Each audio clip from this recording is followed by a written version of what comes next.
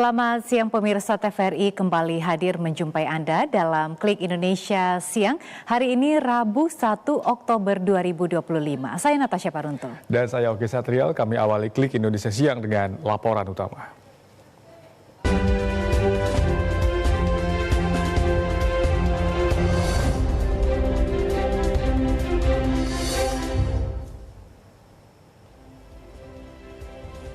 Pasca gempa magnitudo 6,5 di Sumeneb, Jawa Timur, terjadi 4 gempa susulan hingga Rabu dini hari.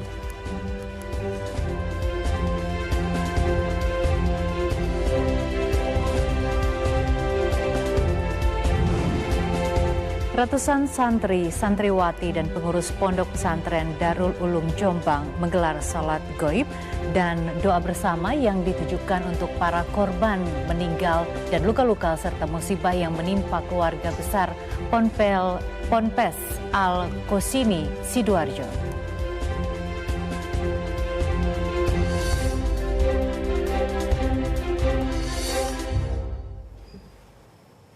Saudara, Badan Meteorologi, Klimatologi, dan Geofisika (BMKG) melaporkan gempa bumi dengan magnitudo 6,5 mengguncang wilayah Sumeneb, Jawa Timur pada Selasa malam.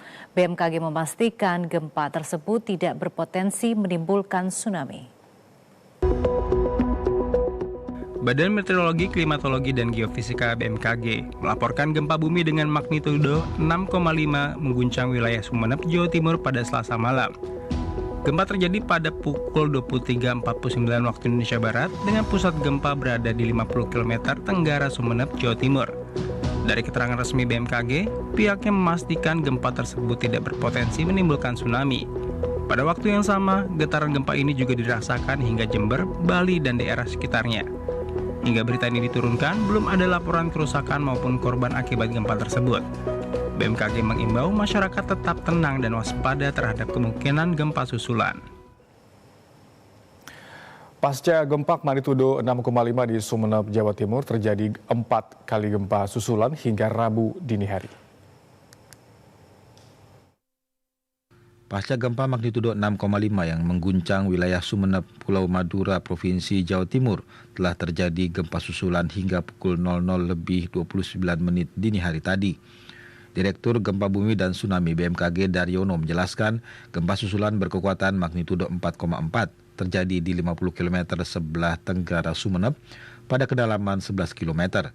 Gempa yang berjenis gempa tektonik atau gempa dangkal akibat aktivitas sesar aktif bawah laut tersebut terjadi pada koordinat 7,25 lintang selatan, 114,22 bujur timur. Getaran gempa juga dirasakan di daerah Tuban, Denpasar, dan Gianyar dengan skala intensitas 3 mmi. Daerah Tabanan, Buleleng, Kuta, dan Banyuwangi dengan skala intensitas 2 hingga 3 mmi. Daerah lain yang terpantau juga merasakan getaran gempa di Sumeneb dan Pulau Sapudi itu adalah Lombok Utara, Kota Mataram, Lombok Tengah, Malang, dan Blitar dengan skala intensitas 2 mmi.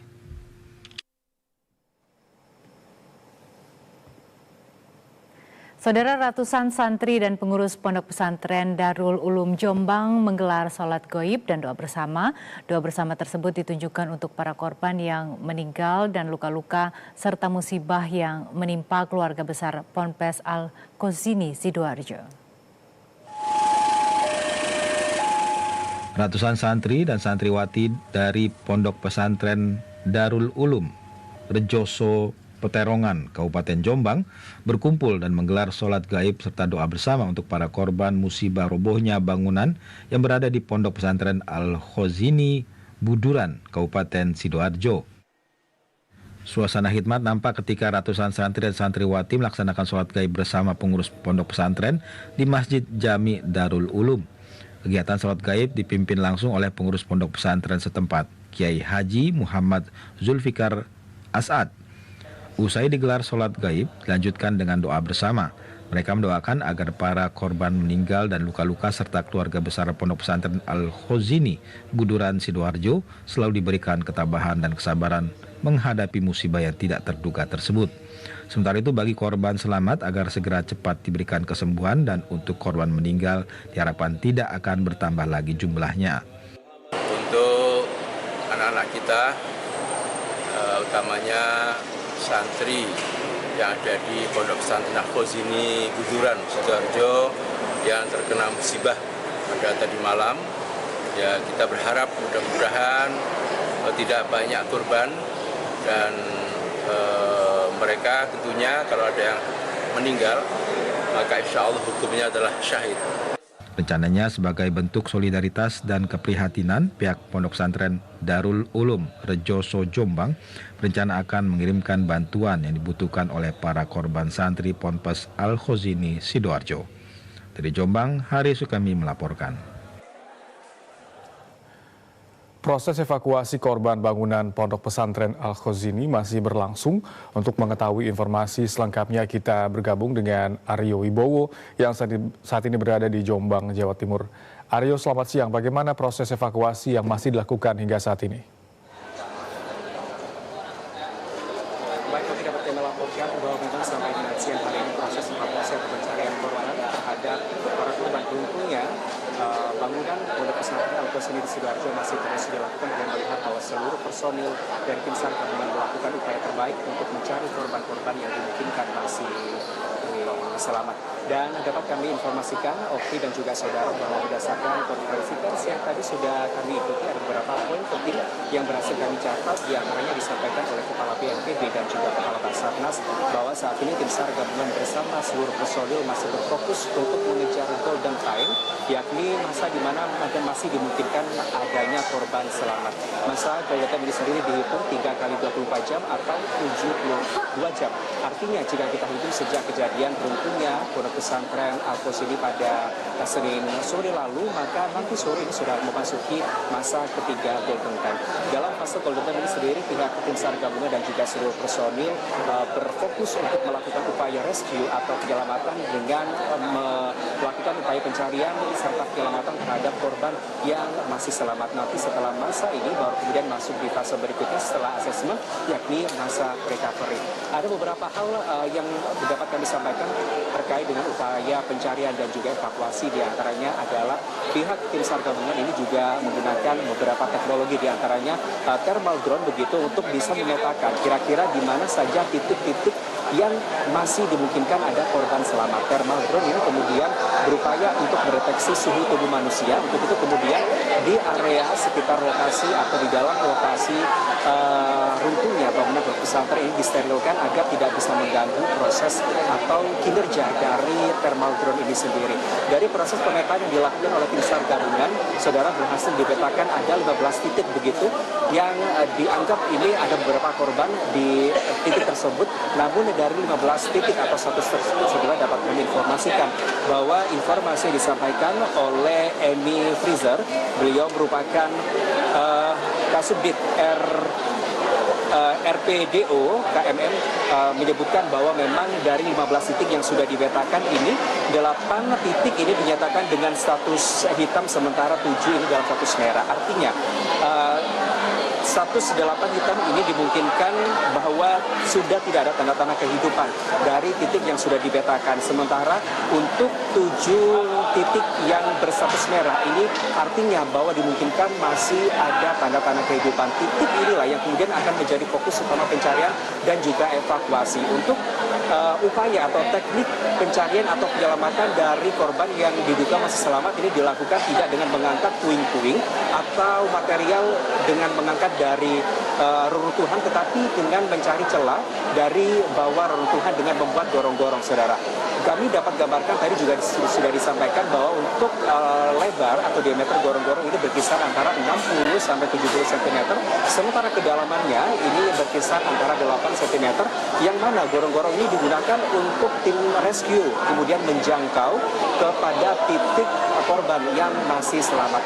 Dan tadi dikatakan, saudara, bahwa ada 1 korban begitu yang saat ini masih diupayakan untuk dibantu untuk proses penyelamatan dan juga rescue, namun memang terkendala karena posisi korban ini dalam posisi kakinya terjepit begitu. Juga dikatakan saudara bahwa kondisi struktur bangunan ini yang rawan dengan getaran atau sentuhan juga menyulitkan dari tim SAR gabungan untuk kemudian melakukan evakuasi. Seperti halnya kemarin juga dampak dari gempa yang terjadi dengan titik epicentrum di Sumeneb ini ternyata juga berpengaruh karena dari jarak antara korban dan juga beban di atasnya ini yang sebelumnya berkisar 15 cm kemudian turun menjadi 10 cm yang ini juga kemudian menyulitkan pihak tim SAR gabungan untuk kemudian melakukan proses evakuasi. Namun upaya-upaya lain ini terus dilakukan untuk bisa membuat para korban yang masih diduga selamat ini bisa bertahan dengan menyalurkan beberapa vitamin kemudian juga oksigen kepada para korban yang ada di antara puing-puing tersebut. Kami masih menantikan dan juga berharap bahwa proses evakuasi ini masih akan diupayakan agar korban-korban yang diduga masih selamat ini bisa segera diselamatkan dari puing-puing runtuhan Pondok Al-Qosini Sidoarjo. Demikian informasi yang dapat kami laporkan. Kita kembali ke Oki di studio. Baik, terima kasih Aryo Wibowo melaporkan langsung dari Jombang, Jawa Timur. Kita beralih ke Sumatera Selatan, saudara, di mana akibat banjir yang terjadi di Sumsel, jalur menuju Pemkab Oku Selatan lumpuh.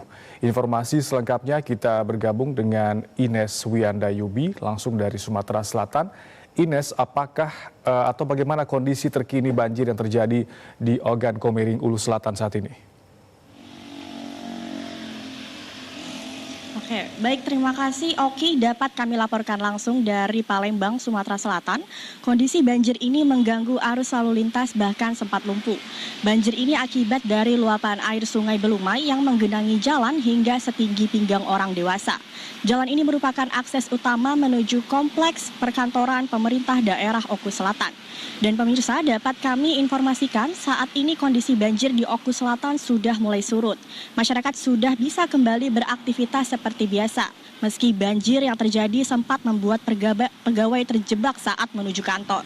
Sementara itu, pihak kepolisian tetap menghimbau masyarakat untuk tetap waspada dan tidak memaksakan diri melintasi jalan yang tergenang banjir. Banjir ini memang sering terjadi di wilayah tersebut. Namun, banjir yang terjadi kali ini cukup besar karena hujan di Oku Selatan dalam beberapa hari terakhir cukup deras dan sangat dalam. Demikian pemirsa yang dapat kami laporkan dari Sumatera Selatan. Kita kembali ke Jakarta bersama Oki. Baik, terima kasih Ines Wiyanda melaporkan langsung dari Sumatera Selatan. Kita ke informasi selanjutnya, pemirsa. Presiden Prabowo Subianto memimpin upacara peringatan Hari Kesaktian Pancasila di Monumen Pancasila Sakti Lubang Buaya, Jakarta Timur. Peringatan Hari Kesaktian Pancasila menjadi peneguh komitmen memegang ideologi Pancasila. Presiden Prabowo Subianto menghadiri peringatan Hari Kesaktian Pancasila 1 Oktober di Monumen Pancasila Sakti di Lubang Buaya, Cipayung, Jakarta Timur. Dalam upacara peringatan Hari Kesaktian Pancasila, Presiden bertugas menjadi inspektur upacara. Upacara tersebut juga turut dihadiri Wakil Presiden Gibran Rakabuming Raka, Menteri Kabinet Merah Putih, anggota MPR, DPR, dan DPD RI, serta Duta Besar Negara Sahabat. Hari Kesaktian Pancasila diperingati setiap tanggal 1 Oktober.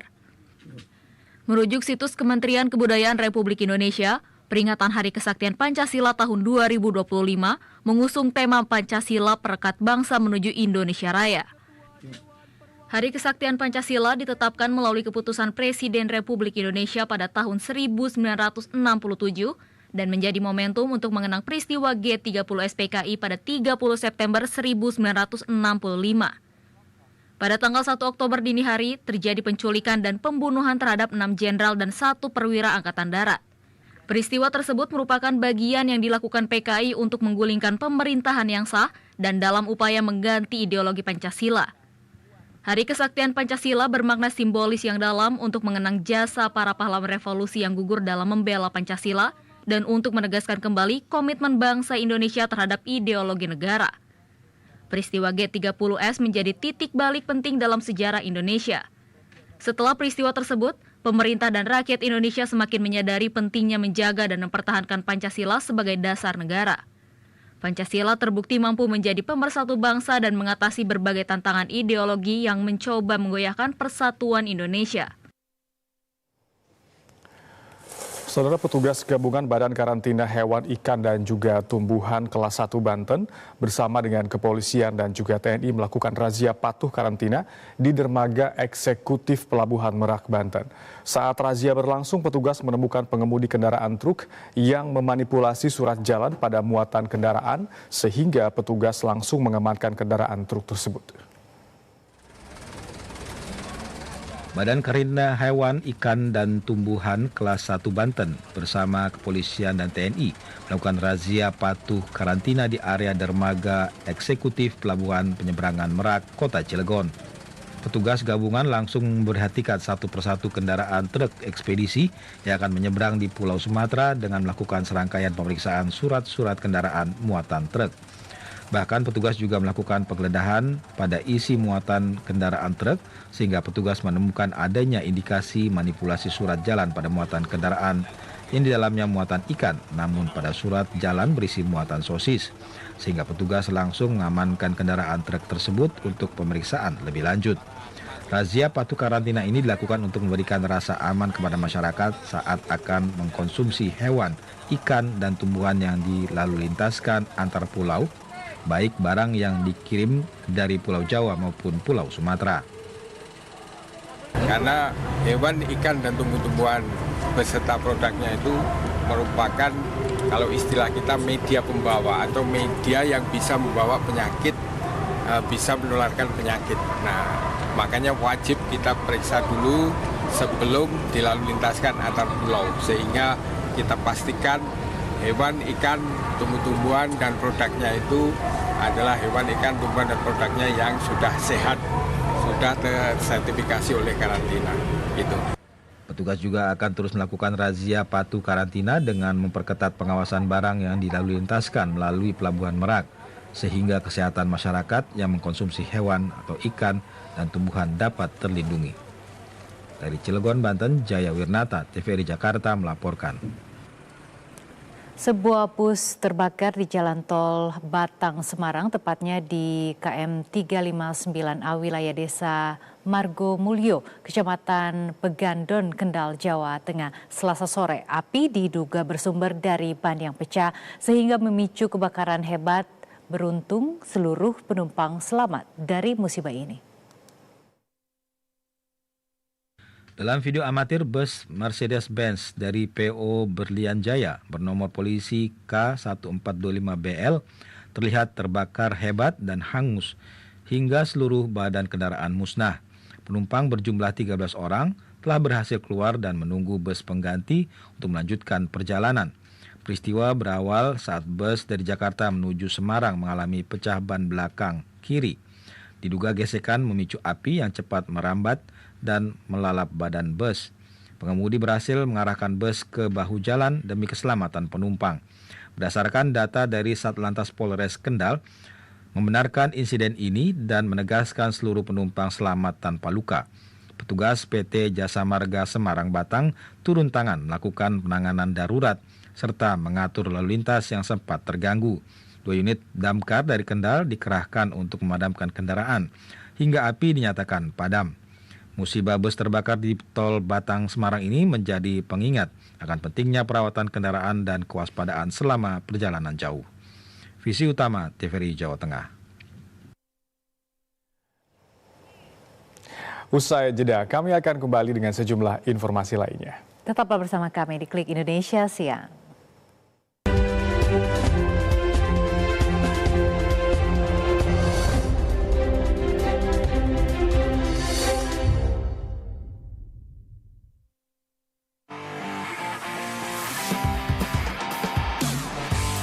Anda pecinta olahraga? Perbaharui informasi Anda seputar dunia olahraga dengan menyaksikan Monitor Olahraga.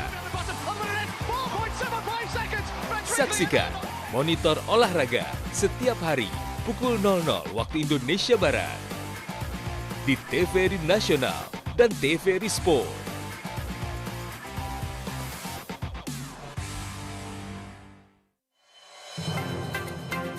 Cerita dari berbagai penjuru negeri mengangkat informasi tentang isu sosial, budaya, dan ekonomi. Sebuah potret inspiratif yang mengedukasi dari wilayah Indonesia. Saksikan feature PSO LKBN Antara setiap Kamis pukul 20 waktu Indonesia Barat.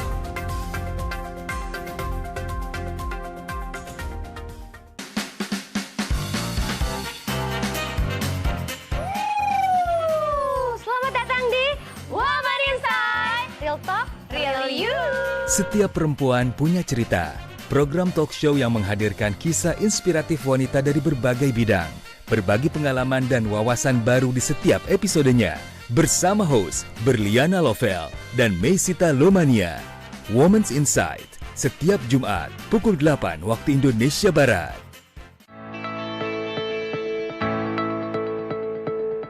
Sebagai media pemersatu bangsa, TVRI bertekad menyuguhkan tayangan bermutu untuk memenuhi kebutuhan informasi dan hiburan yang kami kemas dalam 4 kanal siaran. TVRI Nasional,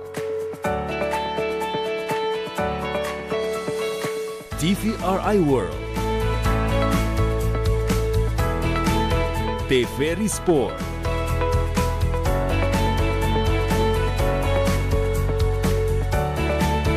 TVRI Stasiun Penyiaran Daerah, TVRI hadir sebagai garda terdepan penyiaran Indonesia yang mendukung Asta Cita. TVRI, media pemersatu bangsa.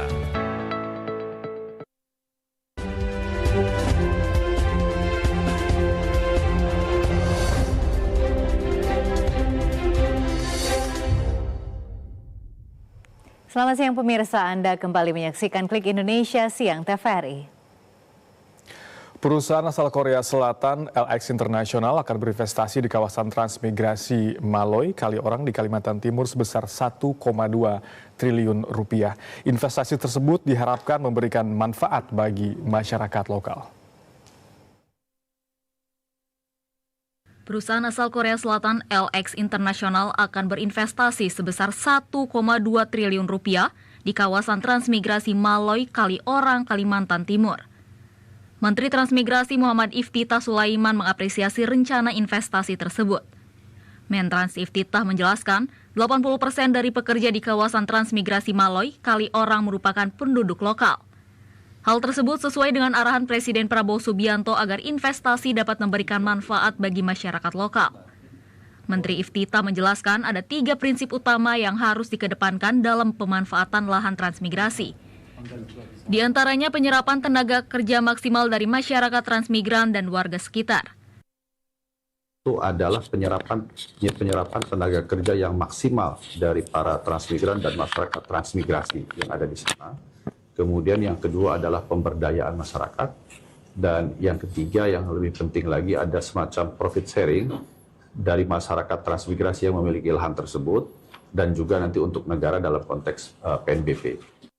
Untuk menarik lebih banyak investasi ke wilayah transmigrasi, Menteri Iftitah menekankan pentingnya kepercayaan dan stabilitas. Dunia usaha dikatakan memerlukan kepastian agar berani menanamkan modalnya. Saudara, Kementerian Transmigrasi bersama Ehime University Jepang dan IPB University menyepakati kerjasama pengembangan program Strata 2 S2 bagi para mahasiswa yang akan tinggal dan belajar langsung di kawasan transmigrasi. Kementerian Transmigrasi bersama Ehime University Jepang dan IPB University menyepakati kerjasama pengembangan program Strata 2 S2 bagi para mahasiswa yang akan tinggal dan belajar langsung di kawasan transmigrasi. Program ini menjadi bagian dari inisiatif Kementerian Transmigrasi dalam Transmigrasi Patriot untuk mencetak sumber daya manusia unggul berbasis pendidikan internasional. Menteri Transmigrasi Iftitah Sulaiman menekankan Ehime University tertarik untuk menerjunkan personelnya belajar langsung di kawasan transmigrasi. Insya Allah akan ada kerjasama yang erat, trilateral antara IPB, kemudian Ehime University dengan Kementerian Transmigrasi. Tadi beliau menyampaikan bahwa secara umum kami disambut baik, terutama dalam ini ada program namanya Transmigrasi Patriot, yang mana nanti EHIME University, IPB akan berkolaborasi untuk mendesain satu program beasiswa pendidikan S2 yang nanti akan tinggal dan kuliah di kawasan transmigrasi. Bahkan dari EHIME University sendiri tadi kami tawarkan apakah ada kemungkinan satu studentnya dari Jepang yang nanti akan ikut mendapatkan beasiswa dan tinggal di kawasan transmigrasi. Selain beasiswa, rencana kerjasama juga mencakup pelatihan transmigran di sektor perikanan, pertanian, dan perkebunan dengan standar industri Jepang. Skema yang dibahas mencakup pelatihan dasar di Indonesia, pemagangan di Jepang, dan penempatan kembali di kawasan transmigrasi dengan dukungan investasi dari Jepang. Menikmati akhir pekan di tempat yang nyaman dan tenang memiliki nilai tersendiri di hati pengunjung. Bagi pengunjung yang ingin melihat danau yang menenangkan dari eksotisnya Batu Tebing, berkunjung ke Danau Batu Tebing bisa menjadi pilihan tepat.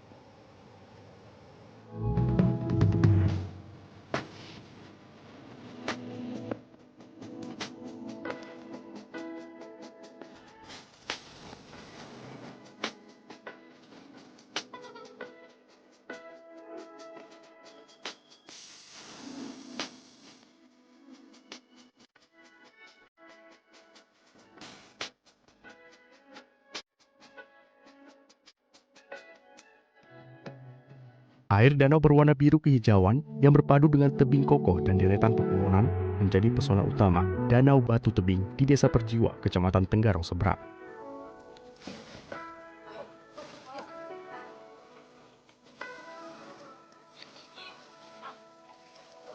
Keindahan panorama ini membuat suasana terasa nyaman dan menenangkan. Pemandangan danau yang luas dengan latar tebing semakin memanjakan mata. Keindahan lanskap itu menjadikan Danau Batu Tebing sebagai tempat favorit untuk mengabadikan momen. Banyak pengunjung yang datang membawa kamera maupun ponsel untuk berfoto dengan latar belakang danau dan tebing yang megah.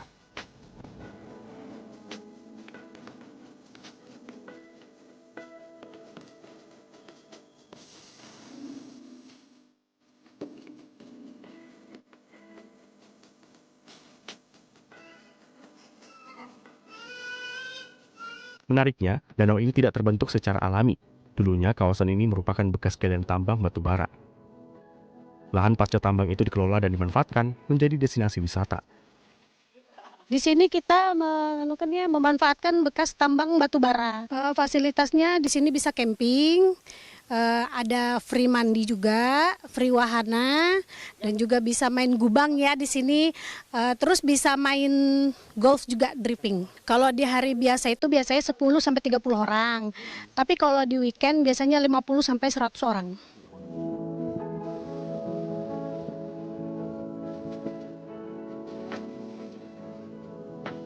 Waktu terbaik untuk berkunjung adalah pagi atau sore hari. Menikmati senja sambil duduk di tepi danau jadi spot favorit bagi pengunjung.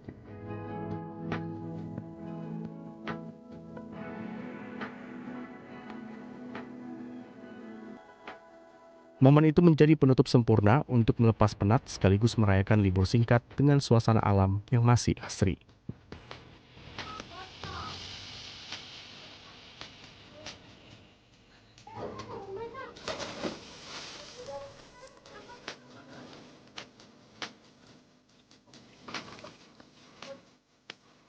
Tim Liputan TVRI Nusantara melaporkan.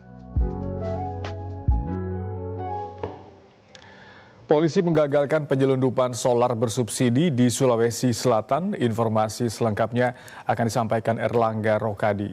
Erlangga, selamat siang, silakan. Selamat siang Oki dan juga saudara. Betul sekali, sopir truk berinisial AR ini diamankan oleh tim patroli Sabara Polres Goa yang membawa ribuan liter BBM bersubsidi jenis solar, dan memang ini diamankan tepatnya di Jalan Tun Abdul Rasa, Kecamatan Somba Opu, Kabupaten Goa, dan mobil truk ini terpaksa diamankan oleh pihak kepolisian yang sedang berpatroli karena mengangkut mengangkut BBM jenis solar bersubsidi secara ilegal, dan penangkapan terhadap AR ini dilakukan Tim Patmor Polres Sabara Goa karena curiga terhadap truk tersebut dan langsung melakukan pengejaran terhadap truk tersebut karena diduga sudah beberapa kali keluar masuk SPBU yang ada di Kota Makassar, kemudian melakukan perjalanan ke area Kabupaten Goa. Setelah dilakukan pemeriksaan, polisi akhirnya menemukan ribuan liter BBM jenis solar yang ditampung di dalam 2 tandon plastik berukuran besar, dan memang ini sudah diduga beberapa kali berpindah tempat dari SPBU 1 ke SPBU yang lain yang ada di Kota Makassar, kemudian akan mengarah ke Kabupaten Goa. Dan pelaku sudah ditetapkan sebagai tersangka, dan hasil pemeriksaan sementara diketahui memang sang sopir yaitu AR ini kerap membeli BBM bersubsidi secara berpindah-pindah tempat dan diduga juga akan melakukan penjualan secara acak ke beberapa wilayah yang ada di Kabupaten Goa. Dan berikut kutipan wawancara kami bersama dengan Kapolres Goa yaitu AKBP Muhammad Aldi Sulaiman terkait dengan pengungkapan penyelundupan BBM bersubsidi jenis solar ini. Ketika melakukan kegiatan patroli, menemukan ada satu kendaraan jenis yang mencurigakan. Setelah ditemui, dilakukan pengecekan, ternyata berisikan beberapa jirigen yang isinya adalah solar, seperti itu. Jadi dapat kami sampaikan terkait dengan hal tersebut, peristiwa tersebut, kemudian tersangka kami amankan dan dibawa ke Mapores Goa untuk dilakukan pemeriksaan lebih. Akibat perbuatannya, tersangka AR kini dijerat pasal 55 Undang-Undang Nomor 22 Tahun 2001 tentang migas dengan ancaman hukuman 6 tahun penjara dan denda 60 miliar rupiah. Dan memang Polres Goa gencar melakukan pengungkapan kasus BBM bersubsidi yang ada di wilayah Kabupaten Goa. Terbukti beberapa waktu lalu memang Polres Goa juga mengungkap terkait dengan pengungkapan penyelundupan BBM bersubsidi juga yang ada di wilayah Romangpolong, Kecamatan Sombaopu, Kabupaten Goa. Ini seorang operator SPBU yang ditangkap karena di luar jam kerja SPBU diduga melakukan penyelundupan BBM bersubsidi sebanyak 800 liter BBM solar yang akan dibawa ke beberapa wilayah yang ada di Kabupaten Goa. Ini juga menjadi bukti nyata bahwa Polres Goa terus melakukan atau gencar melakukan pengungkapan kasus, baik itu secara patroli di beberapa wilayah dan juga dari aduan masyarakat yang curiga terkait dengan aktivitas yang mencurigakan di beberapa SPBU. Oke, kembali ke Anda di studio. Ya, terima kasih Erlangga Rokadi melaporkan dari Sulawesi Selatan.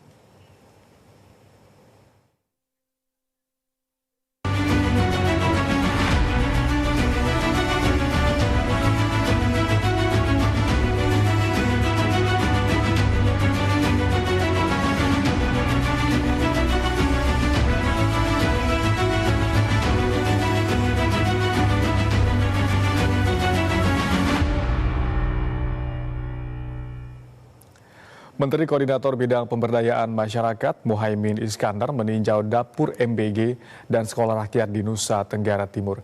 Informasi selengkapnya akan disampaikan oleh Debbie Suek. Debbie, selamat siang. Bagaimana hasil peninjauan yang dilakukan oleh Menteri Muhaimin di sana?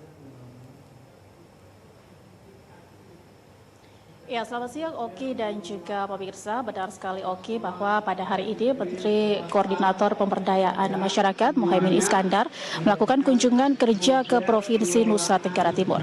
Dan dalam kunjungan kerja kali ini agenda utama yang dilakukan oleh Menteri adalah peninjauan sekolah rakyat menengah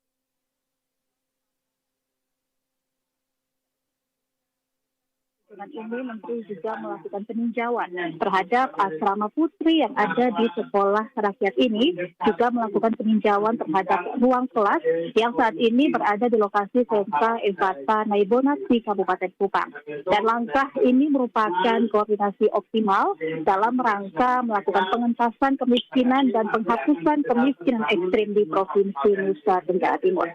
Koordinator Pemberdayaan Masyarakat Muhammad Iskandar berkomitmen untuk tetap menghadirkan pendidikan secara menyeluruh kepada seluruh rakyat Indonesia hingga ke pelosok dalam rangka mendukung pembangunan sumber daya manusia yang berkualitas menuju Indonesia Emas 2045.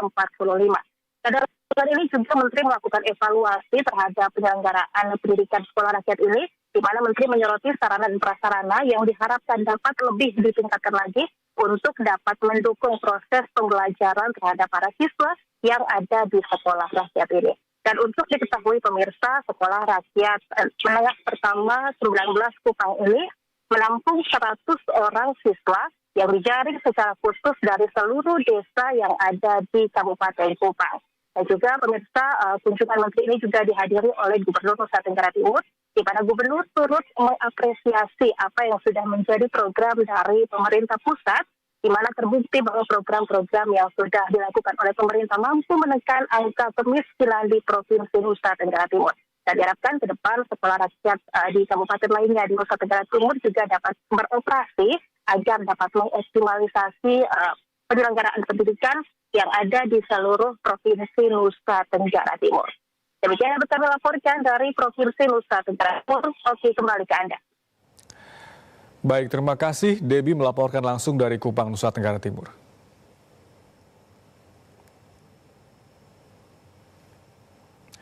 Pemerintah Provinsi Bengkulu menyiapkan lahan seluas 7 hektar untuk membangun sekolah rakyat terpadu di Kota Bengkulu. Sebanyak 1.000 siswa ditargetkan akan bersekolah di sekolah rakyat terpadu mulai tingkat SD, SMP, hingga SMA.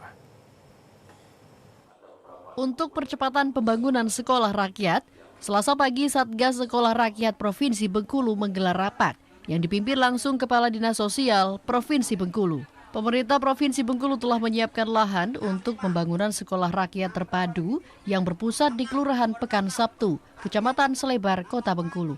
Lelang pembangunan sekolah rakyat akan dimulai pada Oktober mendatang. Sekolah rakyat terpadu akan dibangun di lahan seluas 7 hektar dengan anggaran senilai 200 miliar rupiah dari APBN. Sekolah rakyat terpadu ditargetkan mulai beroperasi pada tahun ajaran baru 2026 mendatang. Kecamatan Selebar. Oh, di Kecamatan Selebar. Di kelurahan apa itu, Pak? Di kelurahan apa?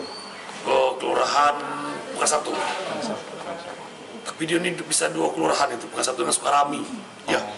Nah, itu. Oh, berarti yang di Sebakul itu, Pak? Iya, Sebakul, ya.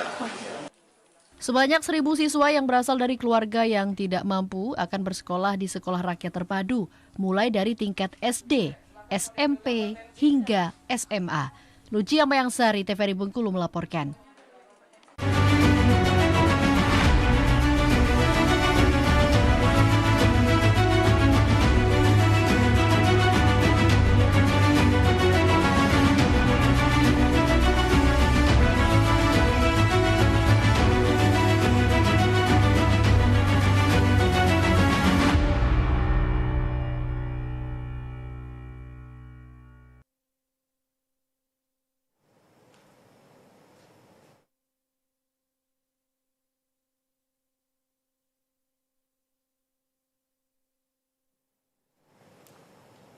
Saudara, pemerintah siapkan stimulus menjelang Natal dan Tahun Baru. Saat ini untuk mengetahui informasi selengkapnya kita akan terhubung dengan reporter Erlangga.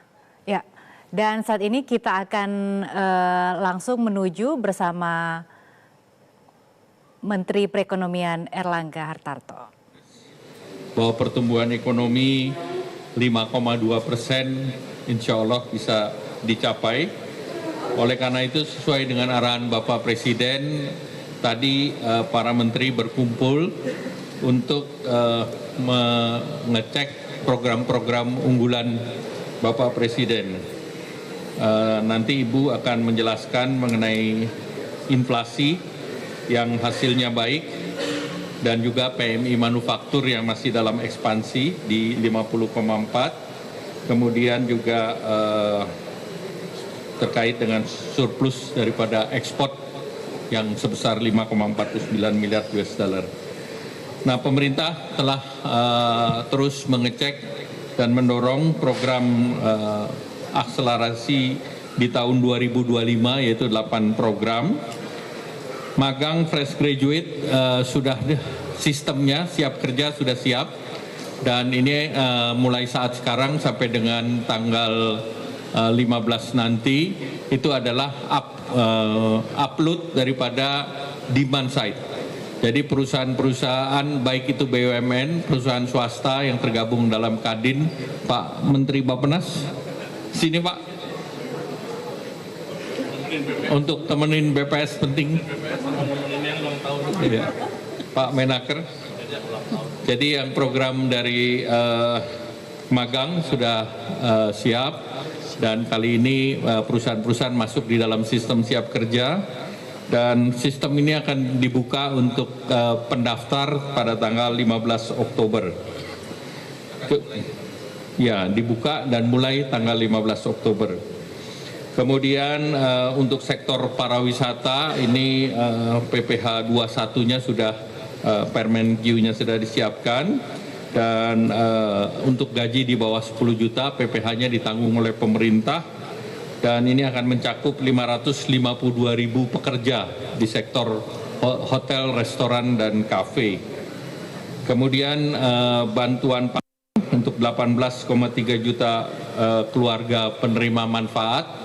Ini juga sedang disiapkan dan akan segera diluncurkan terkait dengan beras dan juga terkait dengan minyak goreng yang sebesar 2 liter per bulan, sehingga itu menjadi 4 liter minyak kita. Kemudian diskon iuran JKK JKM itu di sektor transportasi, pekerja transportasi itu 50%, bisa pada 731.000 pekerja. Nah, kemudian program untuk perumahan BPJS Ketenagakerjaan itu juga ada terkait dengan tingkat suku bunga. Nah, itu diharapkan bisa dimanfaatkan kepada 1.050 unit perumahan. Kemudian padat karya baik itu di sektor Kementerian Pekerjaan Umum dan sektor Kementerian Perhubungan diharapkan bisa mempekerjakan dalam kuartal keempat ini 215.000 pekerja. Kemudian terkait juga dengan deregulasi dari PP 28, ini juga akan dilaksanakan per 5 Oktober. Kemudian yang program yang dilanjutkan 2026 tadi juga disiapkan bahwa PPh ini kan terus juga sampai tahun 2026. PPh pasal 21 di sektor pariwisata dan padat karya. Ini akan berlanjut. Yang sampai 2 miliar itu juga sampai tahun 2026, sehingga para developer bisa membangun rumah supaya dari segi supply side, sehingga dan demand side juga sudah dipersiapkan kredit usaha rakyat untuk sektor perumahan yang besarnya totalnya 130 triliun. Kemudian PPh final dipastikan sampai dengan 2029 UMKM dikenakan hanya 0,5% untuk omset sampai dengan 4,8 miliar. Kemudian beberapa program unggulan tadi kami juga bahas terkait dengan koperasi merah putih, kemudian juga dari segi pertanian dan KKP termasuk desa nelayan, dan juga terkait dengan program tambak di Pantura yang 20.000 hektar. Kemudian pemerintah juga mendorong akselerasi belanja kepada 12 KL dan juga optimalisasi program misalnya makan bergizi gratis, kemudian juga terkait dengan sekolah unggulan, dukungan kepada UMKM. Mohon maaf.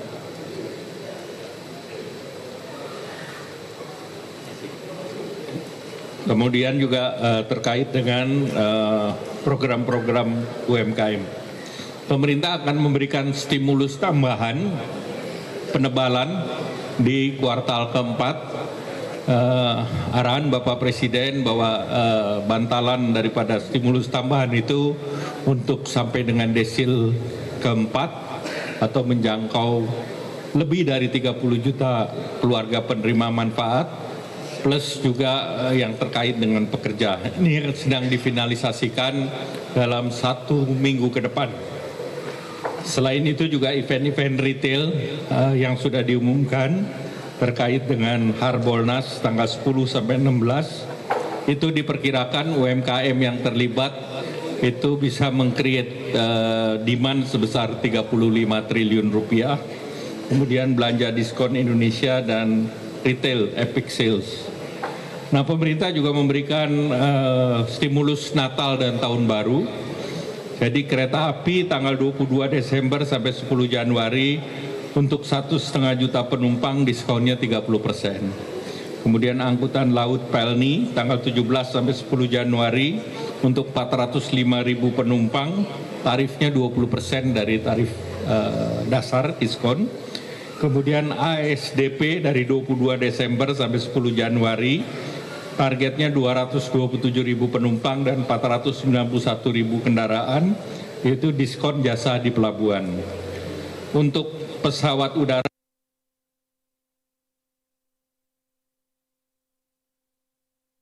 dan juga untuk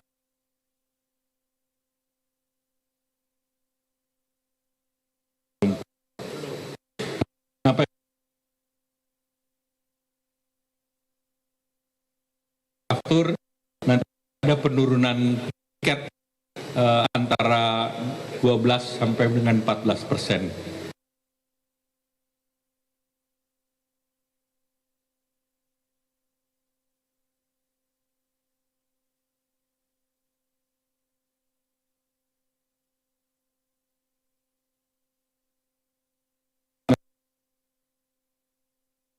Winnie, BPS. Bapak Ibu yang saya hormati, pada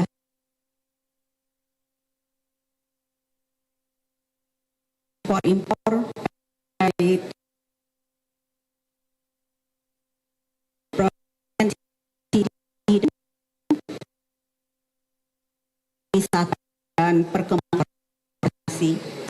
Sebagai informasi, sebagai ringkasan dari angka yang tadi kami rilis pada hari ini, pertama adalah nilai ekspor kumulatif hingga Agustus 2025 sepanjang Januari sampai dengan Agustus 2025, ekspor meningkat 7,72%, sementara ekspor non migas meningkat 9,15%, sehingga nilai kumulatif Januari Agustus ekspor non migas mencapai 176,09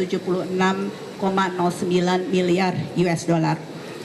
Selain itu, untuk neraca perdagangan di bulan Januari sampai dengan Agustus 2025, neraca perdagangan tercatat positif sebesar 10,13 miliar US dollar, sehingga di bulan Agustus ini telah mencatatkan surplus selama 64 bulan berturut-turut.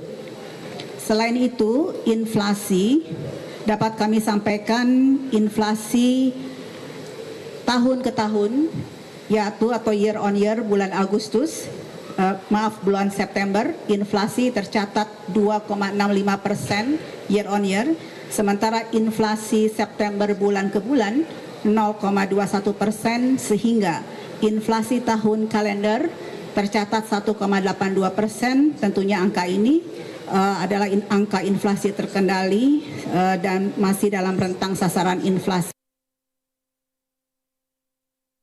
Pariwisata, kami mencatat bahwa wisatawan mancanegara tercatat jumlah kunjungan wisatawan mancanegara pada bulan Agustus 2025 naik tinggi paling tinggi di antara bulan-bulan sebelumnya, yaitu sebesar 1,5 juta kunjungan, sehingga secara year on year wisatawan mancanegara naik sebesar 12,33%. Terakhir, untuk wisatawan Nusantara pada bulan Agustus karena sudah menurunnya event liburan maupun lebaran, sehingga jumlah perjalanan Wisnus mencapai 93 juta perjalanan. Namun demikian, secara year on year, wisatawan Nusantara tumbuh tinggi sebesar 23,31%. Artinya mobilitas masyarakat di tahun ini jauh lebih banyak dibandingkan dengan mobilitas masyarakat di tahun lalu. Demikian yang sebagai tambahan, terima kasih. Terima kasih. Silakan 1, 2, 3.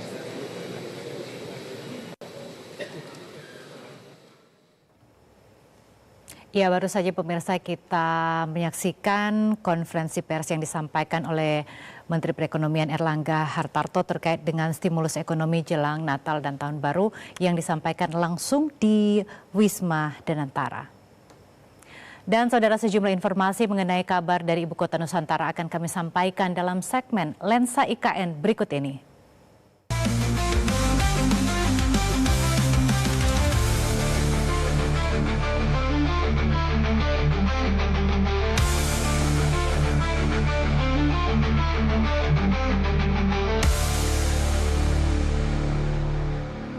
Ke rekan Suharmaji Rituan langsung dari kawasan Ibu Kota Nusantara, Kalimantan Timur. Maji, selamat siang. Ada informasi apa saja yang bisa Anda sampaikan kepada kami siang hari ini?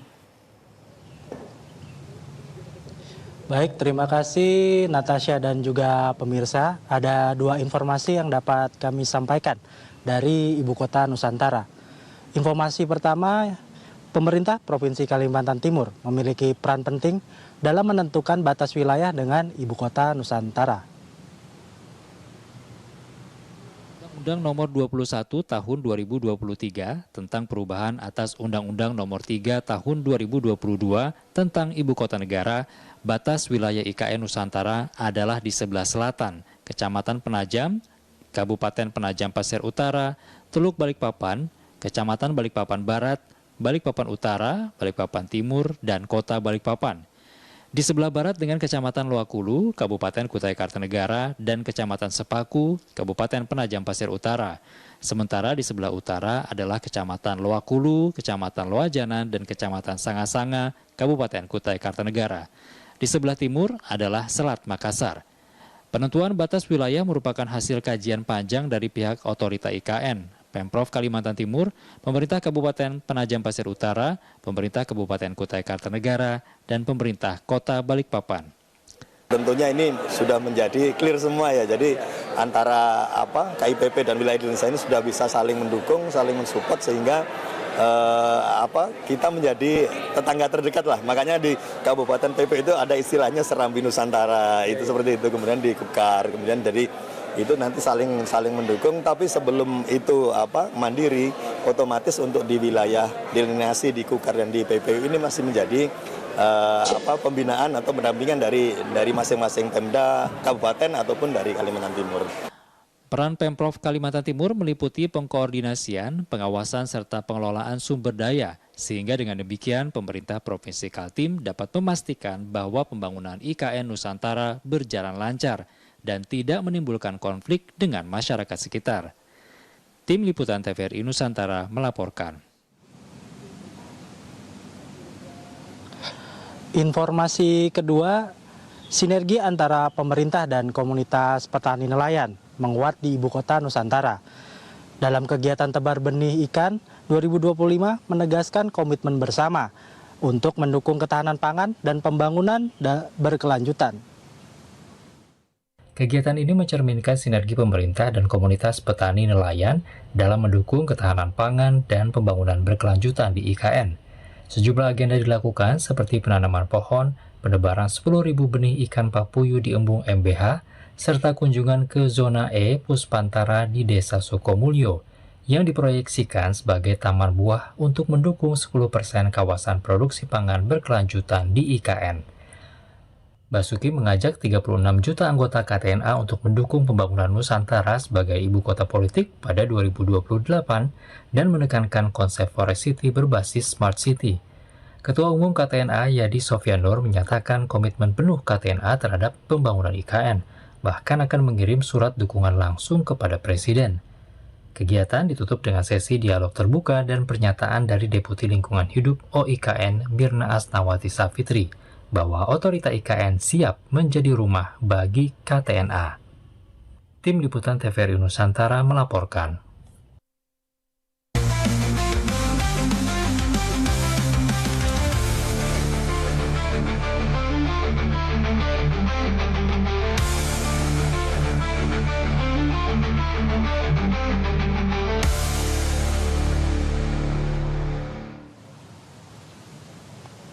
Demikian dua informasi yang dapat kami sampaikan dari Ibu Kota Nusantara.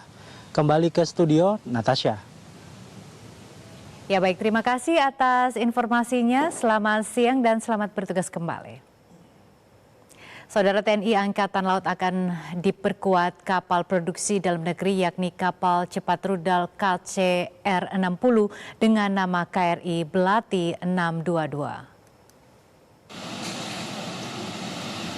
Kasal Laksamana TNI Muhammad Ali bertempat di dermaga jet ski Pantai Mutiara Jakarta resmi memberikan nama KCR-60 produksi anak bangsa dengan nama KRI Belati 622. Penggunaan nama Belati berasal dari Belati Papua atau pisau tulang kasuari yang memiliki makna filosofi dan simbolik. Belati bukan sekedar pisau pendek untuk bertarung, namun merupakan simbol kekuatan, kedewasaan, dan hubungan manusia dengan alam, tetapi juga sebagai benda identitas budaya yang syarat nilai spiritual, status sosial, dan kehormatan pribadi.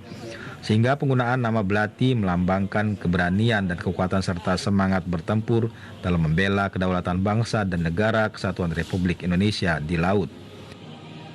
Dan gagang Belati yang kokoh ibarat struktur komando yang menopang pengambilan keputusan. Sementara bilangnya yang pendek namun kuat melambangkan fokus serangan yang presisi namun mematikan. KRI Belati 622 merupakan kapal multifungsi yang dapat difungsikan sebagai kapal patroli maupun kapal kombatan yang terbuat dari material marine aluminium dengan konsep hybrid mechanical propulsion system yang lincah dan hemat bahan bakar serta mampu beroperasi di seluruh perairan Indonesia. KRI Belati 622 memiliki panjang 62 meter, lebar 9 meter, tinggi 5 meter, dan berat 500 ton. Memiliki kecepatan maksimal 30 knots dan berkapasitas 62 personil dan dilengkapi beberapa persenjataan canggih. Dan saudara, informasi tadi sekaligus menutup perjumpaan kita dalam Klik Indonesia Siang. Akhirnya saya Natasha Paruntu. Dan saya Augie Satrial, terima kasih atas kebersamaan Anda. Selamat siang dan sampai jumpa.